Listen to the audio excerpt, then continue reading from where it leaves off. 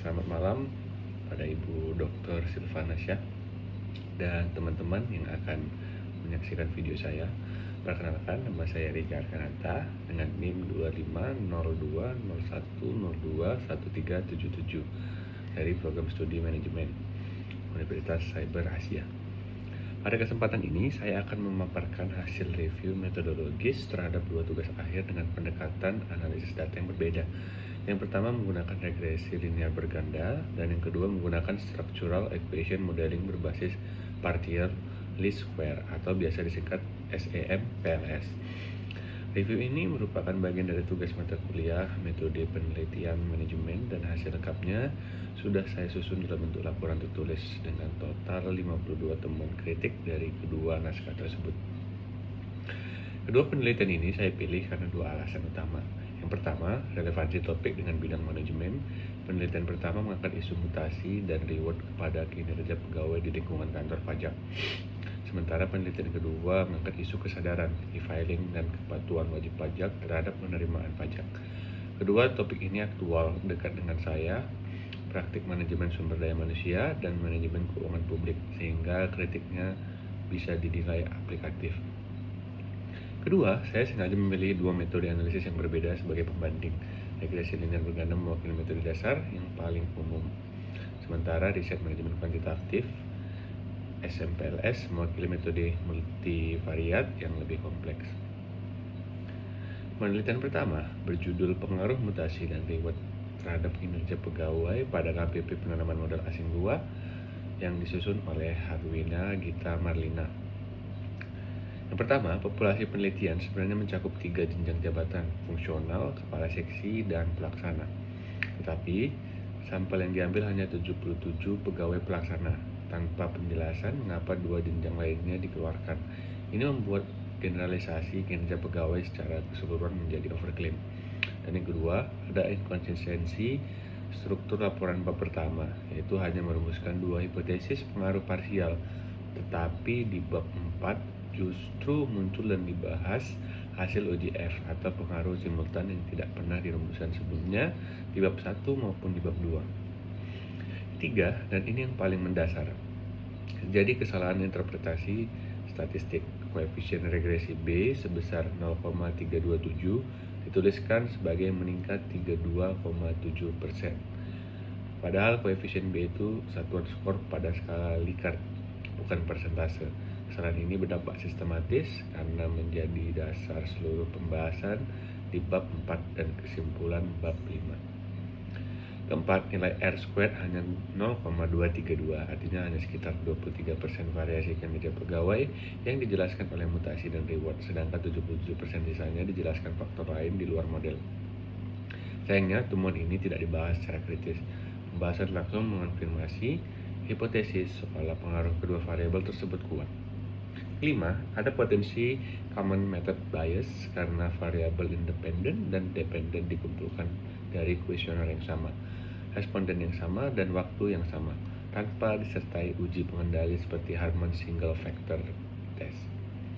Penelitian kedua berjudul Kesadaran Wajib Pajak dan e-filing berpengaruh terhadap penerimaan pajak melalui kepatuhan wajib pajak sebagai variabel intervening.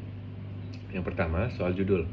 Judul ditulis deklaratif dengan kata berpengaruh, padahal hasil pengujian menunjukkan 4 dari 7 hipotesis ditolak, termasuk kedua hipotesis mediasi yang justru menjadi inti klaim variabel intervening di judul tersebut. Ini menimbulkan ekspektasi pembaca yang tidak sesuai dengan hasil akhir. Kedua, sampel diambil dengan teknik purposive sampling dari kriteria wajib pajak yang sudah menggunakan e-filing.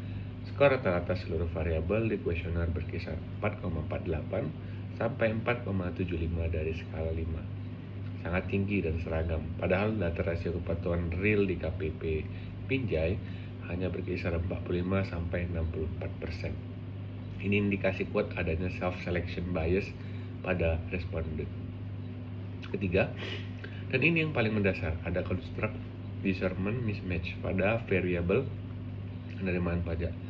Fenomena yang diangkat di latar belakang adalah data realisasi penerimaan pajak secara makro, tetapi yang diukur lewat kuesioner adalah persepsi subjektif wajib pajak perorangan.